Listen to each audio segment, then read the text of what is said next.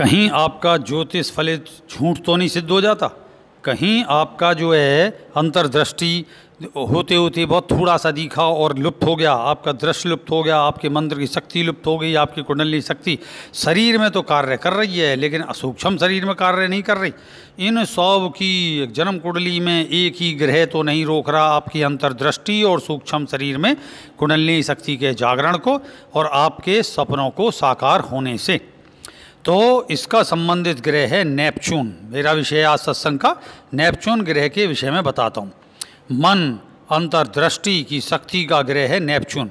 जितनी भी कल्पनाएं, कवित्व और जितना भी विषय है कल्पनाओं से संबंधित और जो हमारी जो है जैसे डिप्रेशन और ये सब चीज़ को मिलाकर ये सब नेपच्यून है स्थूल शरीर में। तो हर्षल ग्रह यानी जो है जो आपका हर्षल ग्रह है और वो अरुण ग्रह यानी से जो है यूरेनस ग्रह ये कुंडली जागरण देता। लेकिन ये जो है शारीरिक कुंडली जागरण देता, शारीरिक शक्ति।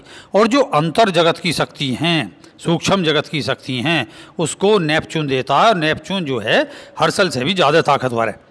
तो ये जो है हर्षल जो है कुंडली जागरण देता है और नेपच्यून उसकी जो सूक्ष्म शरीर में कुंडली जागरण है, सूक्ष्म शरीर के द्वारा जो अंतर्दृष्टि का विकास होता, जो ज्योतिष का फलित शब्द है उसकी जो शक्ति प्राप्त होती है, शक्ति शब्द जो है वो नेपच्यून से है। सूक्ष्म शरीर की शरीर में बाहर निकलने की रहस्यमयी शक्ति की शक्ति और नेपच्यून ही ग्रह देता है, जिससे आपके सपने साकार होते हैं। अन्यथा ये जन्म कुंडली में कमज़ोर वे विरोधी ग्रहों से दृष्ट है। तो कितनी ही जप पूजा पाठ साधना करते रहो, कितना ही जो है आप शिक्षा की मेहनत करो, परिणाम जो है आपका अंत में इंटरव्यू में आप रह जाओगे, सूक्ष्म जगत में प्रवेश नहीं कर पाओगे, साधना का चरम नहीं मिलेगा। और विशेषकर ब्रह्मचर्य के बाहरी आचरण करते रहोगे, दवाई खाते रहोगे, प्राणायाम करते रहोगे और जो है जितने हाथ पैर मुँह धो के सोओगे, ध्यान खूब लगाओगे, लेकिन ब्रह्मचर्य टूटता रहेगा, स्वपन दोष होते रहेंगे, बुरे सपनों से, भूत प्रेतों से, दुष्ट दृष्टों से, सपनों से घिरे रहेंगे। मंत्र ग्रहण में जपो या कहीं भी जपो, किसी भी जो है तीज त्यौहार पर जपो, उसकी सिद्धि नहीं होगी। उसका जो है बस आपको छोटा छोटा सा जैसे आँख के आगे कुछ दृश्य आ गया, ब्लैक एंड वाइट आ गया, लेकिन वो रंगीन में तब्दील नहीं होगा, गंभीर ध्यान में प्रवेश नहीं कर पाओगे। उसकी सूक्ष्म सत्ताओं के सब रूप में की दर्शन की झलक तो होगी पर मंत्र सिद्धि नहीं मिलेगी। जो नेपच्यून ग्रह है पूर्णमासी इसका मूल वो है और मतलब पूरा लाभ देना और वहीं पर ये हानि भी देता। यों पूर्णमासी इसकी ग्रह शक्ति है और 16 कलाएं इसी से ही फलीभूत होती हैं। कुंडलिनी की शक्ति का मन में प्रवेश इसी ग्रह से होता है। ये मनोमय कोष का स्वामी है, ये ध्यान रखना। जो मन का कोष है, जो शरीर का कोष मतलब अन्नमय शरीर, प्राणमय शरीर और मनोमय शरीर, आप मन में यानी सुषुम्ना में प्रवेश नहीं कर सकते इसके बगैर। अगर इसकी स्थिति आपकी जन्म कुंडली में सही नहीं है, शक्तिपात होने के बाद भी, शक्तिपात भी गुरु के शक्तिपात भी फेल हो जाएगा। ये दाम यो मने में कोष का स्वामी ग्रह और इसे भारतीय ज्योतिष में वरुण ग्रह भी कहते हैं। नेपच्यून ग्रह को सूर्य की परिक्रमा करने में लगभग 165 वर्ष का समय लगता है और खासकर जो आज़ादी से पहले का समय है 1857 मतलब 1857 से कुछ समय पहले और 1904 या 1900 आपका जो है 20 तक। पर इसमें जो बौद्धिक क्रांति हुई हैं जितनी भी, खासकर कवित्व को लेकर और दर्शन शास्त्र को लेकर, अध्यात्म को लेकर, चमत्कारिक विषयों को लेकर, वो सब की सब नेपच्यून ग्रह की जो नेपच्यून ग्रह का जो प्रभाव है उससे हुई हैं। यानी ये एक राशि में लगभग पौने 14 वर्ष यानी नेपच्यून की 14 साल की महादशाएं। ये जल राशि ग्रह है अर्थात मीन व मछली इसकी राशि और इसका जीव और मनुष्य में मन यानी मीन जो मछली है अर्थ देता।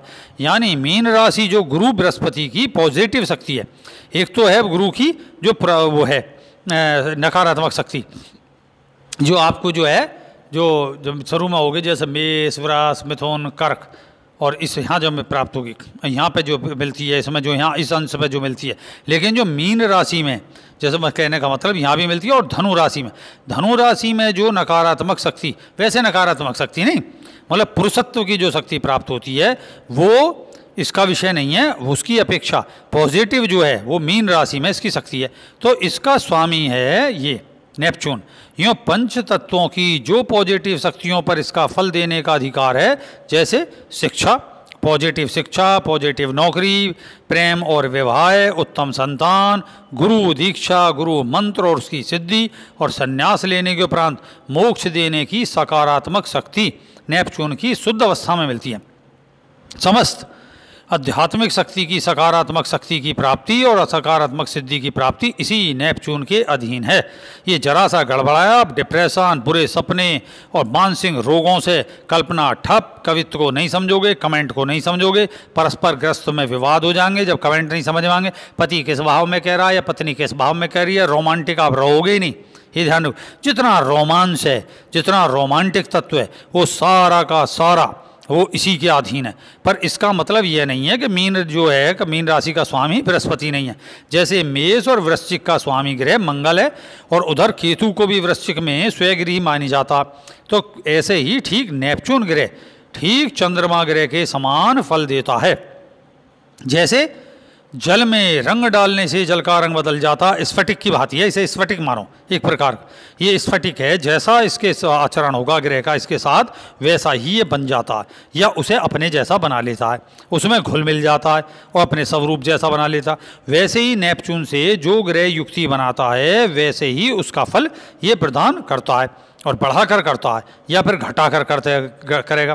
तो ये ग्रह पहले यानी लगन में हो, 5वें भाव में हो, 9वें भाव में हो तो सत्व गुण प्रधान फल देगा, सात्विक फल देता, मतलब पहले स्थान में, 5वें में, 9वें में तो सात्विक गुण देता है, और दूसरे, चौथे, छठे, 8वें और 12वें स्थान में ये तम गुणी प्रधान देता, यहाँ पर तम गुण का विकास होता है, या कोई भी ग्रह हो तम गुण का प्रधान देगा ही, और तीसरे, 7वें, 10वें और 11वें स्थान में ये रजोगुणी क्रियात्मक शक्ति का प्रधान और उसका फल देता है।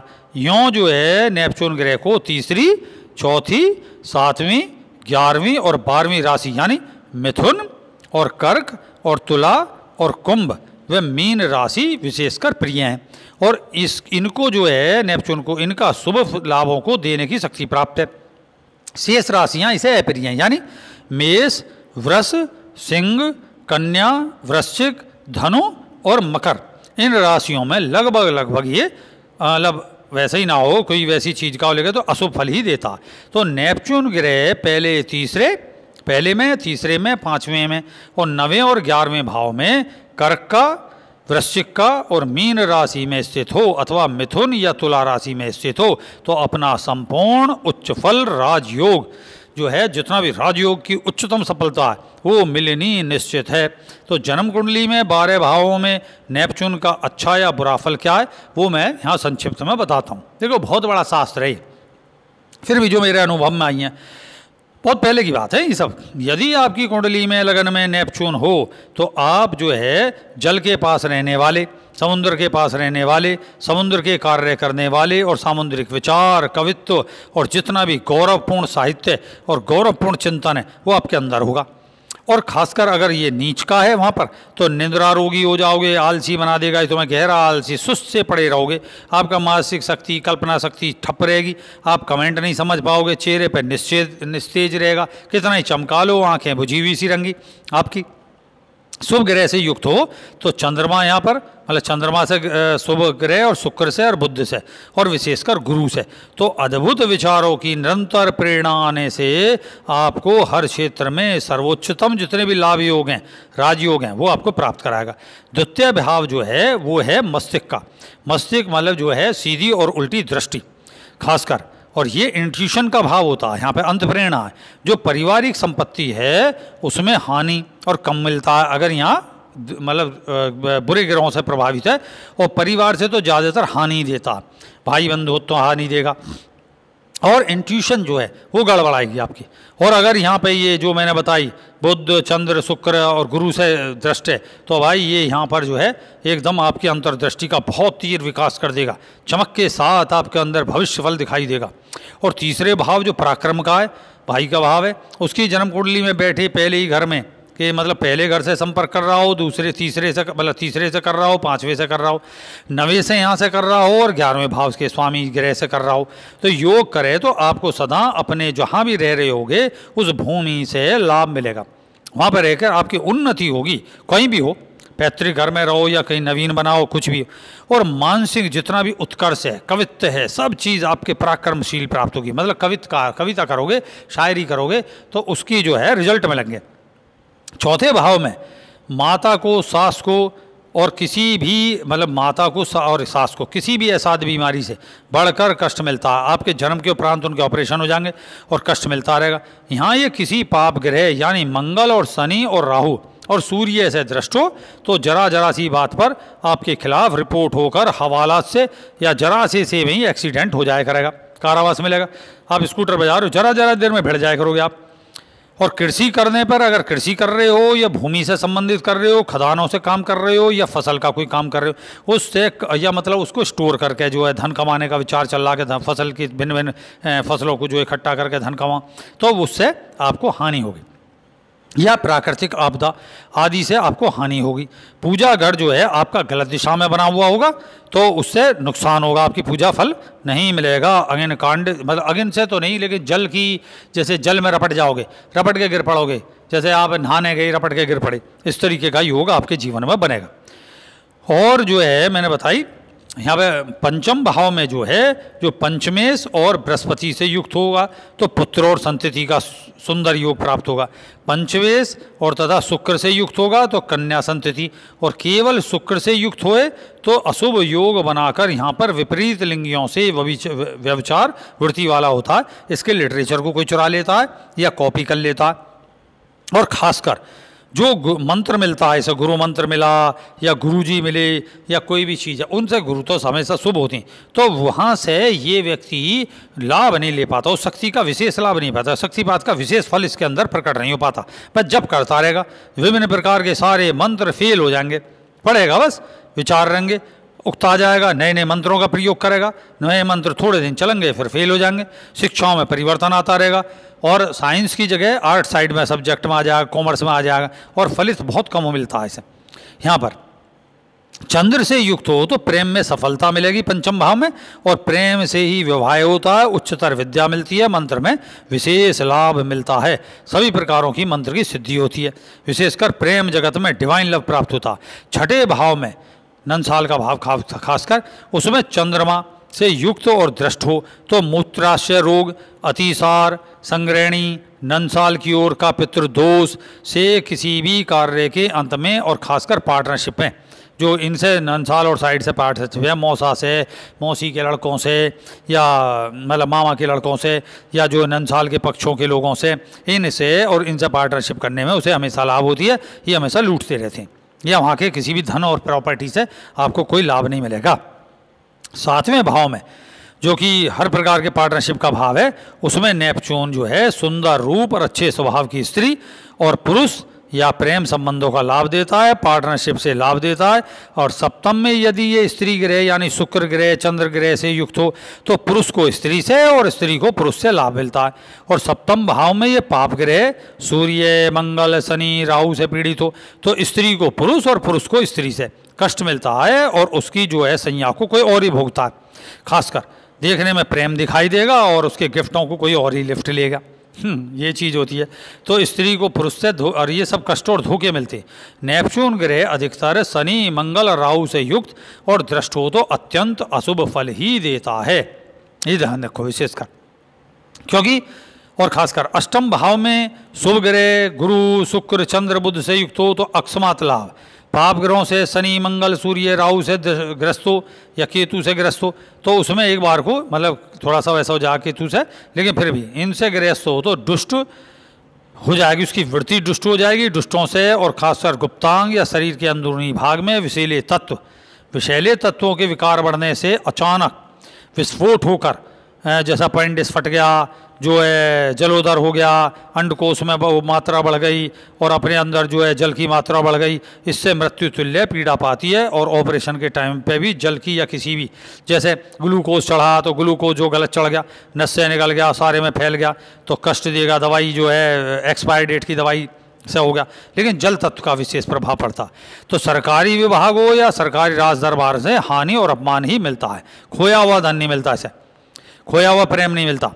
तो नवम भाव में अष्टमेश जो है मतलब सॉरी नवम भाव में जो है गुरु, चंद्र, शुक्र और बुध इनकी राशि में हो तो विदेशों में रहने वाला प्रवासी होगा, विदेशों से उसे हमेशा लाभ मिलेगा। संन्यास को लेकर किसी भी मठ में उच्चतम पद, उच्चतम प्रतिष्ठा, उच्चतम सिद्धि या धर्म के संगठन में धर्माधिकारी होकर महामंडलेश्वर आदि उसे पद मिलते हैं और बनता है। या बड़े आश्रम स्वयं खड़ा करता है, बड़ा मतलब मठ खड़ा करता है, सिद्धांत खड़ा करता है।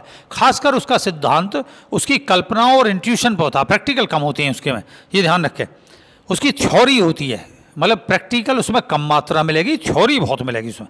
एक कल्पना जगत खड़ा कर देगा तो वो वैसे वो सच्ची होती है, क्योंकि पूर्व जन्म से उसकी जो परिश्रम से प्राप्त होते हैं, इंट्यूशन जो है हमेशा कन्फर्म होती है, तो वहाँ जो उसकी है भविष्यवाणियाँ सत्य जाती हैं।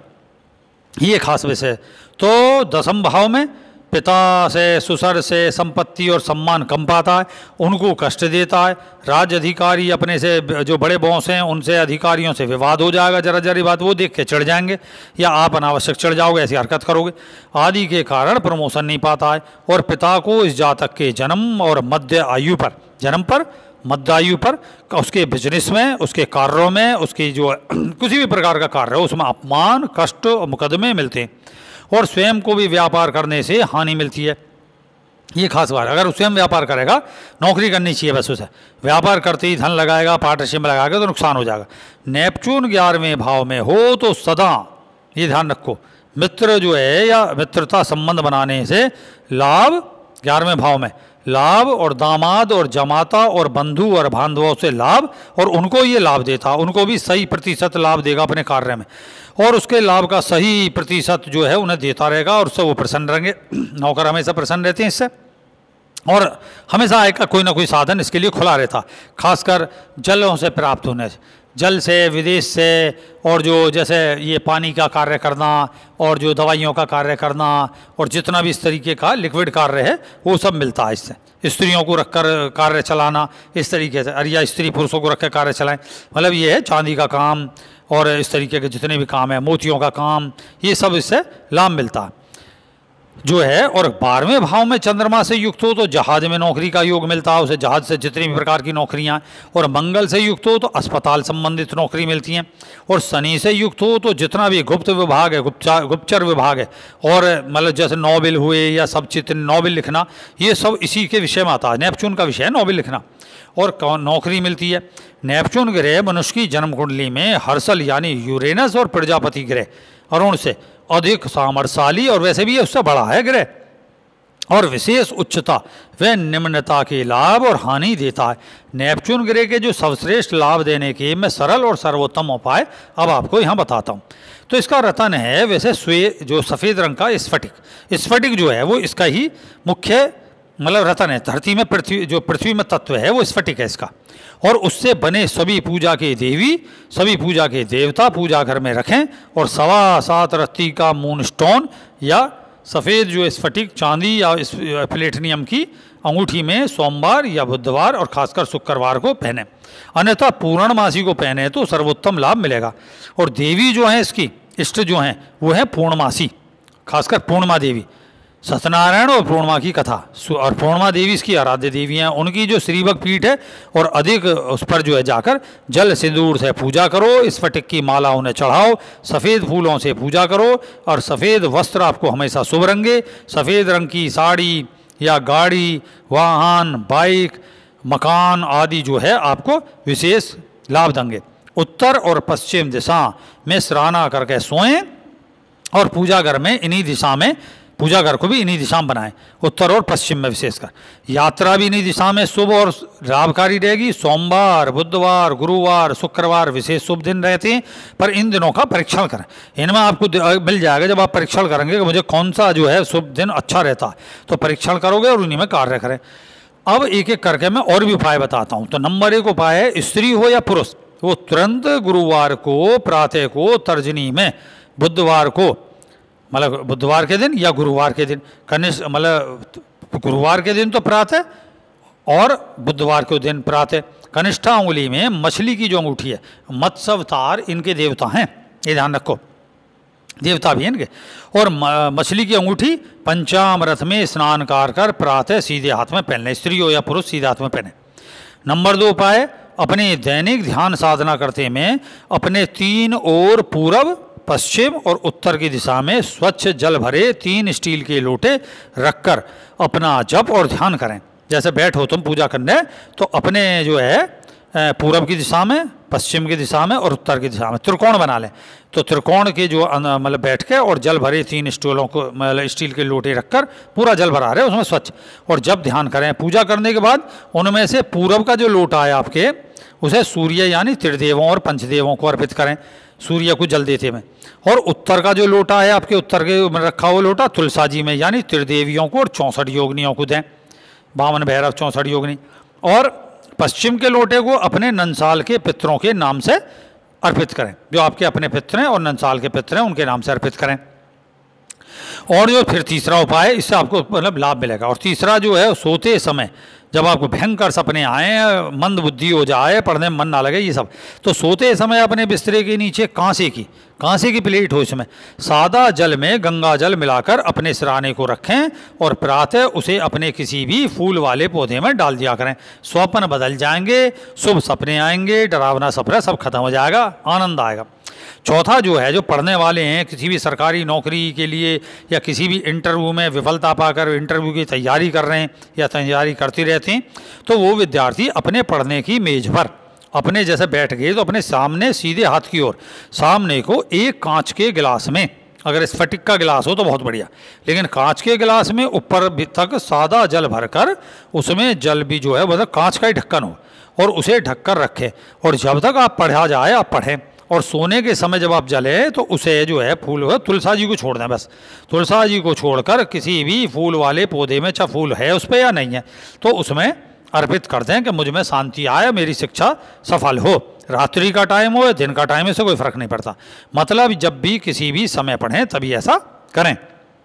5वां है, और अंतिम में मून स्टोन के रत्नों से बनी 16 मनकों की या 24 मनकों से बनी चांदी की माला में ये मन के जड़वा लें, और उस माला को लेकर फिर पूर्णमासी की रात्रि को, पूरी रात्रि मतलब शाम के टाइम, एक जो है जल के स्टील की, मतलब जल को जो है स्टील की प्लेट में रख दें, स्टील की प्लेट में जल भर के रख दें और उसमें और कुछ ना मिलाएं, तो उसमें रात्रि भर ये जो है अपनी माला रखे रहने।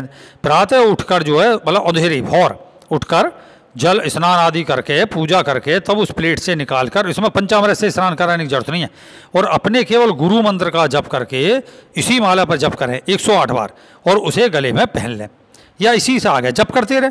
तो ऐसा प्रत्येक पूर्णमासी करें तो फिर देखें सफलता और रोग मुक्ति भरे चमत्कार। और इसकी जो है क्या है, चैपचून की खीर बांटें, खासकर विशेषकर पूर्णमासी को, और जब पूर्णमासी को विशेषकर खीर बांटेंगे तो फिर आप देखेंगे अद्भुत लाभ। और इस विषय में और फिर मैं बताऊंगा, तो उसके साथ आशीर्वाद करता हूँ। जय सत्यम सिद्धाय नमः।